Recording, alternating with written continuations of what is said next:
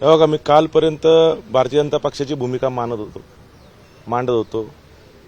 आता मी राष्ट्रवादी काँग्रेस पक्षाचा एक कार्यकर्ता आहे आणि माझे नेते ज्यांनी मला या राजकीय जीवनामध्ये पुनर्जन्म दिला, या राज्याचे कामाचा माणूस, या राज्याचे उपमुख्यमंत्री नामदार अजितदादा पवार यांच्या बाबतीत जर कोणी चुकीच्या पद्धतीनं, महायुतीचं जरी सरकार आपलं असताना सुद्धा या राज्यामध्ये महायुतीचं सरकार आहे, राष्ट्रवादी काँग्रेस पक्ष, भारतीय जनता पक्ष आणि शिवसेना या वरिष्ठ नेते एकत्र या सरकारमध्ये काम करत असताना खासदारपदी असणाऱ्या जबाबदार व्यक्तीने आपल्याच सरकारमधील एका पक्षाच्या प्रमुख नेत्याबद्दल असं स्टेटमेंट करणं हे योग्य नाही असं माझ्यासारख्या कार्यकर्त्याला वाटलं आणि मी माझी भूमिका त्या ठिकाणी स्पष्ट केली. पुणे आणि पिंपरी चिंचवडमध्ये तुमची लढाई मूळ भाजपसोबत असणाऱ्या राष्ट्रवादीची, कारण एकच तेवढा पक्ष आहे जो तुम्हाला टफ देऊ शकेल.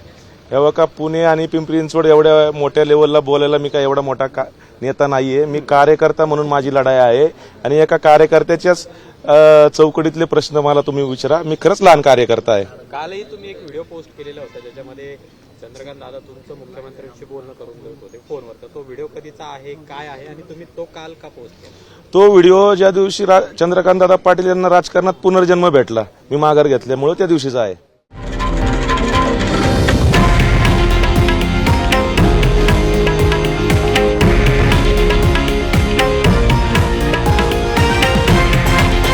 हे आहे देशातील नंबर 1 न्यूज नेटवर्क आणि आपण पाहत आहात TV9 मराठी, एकमेव.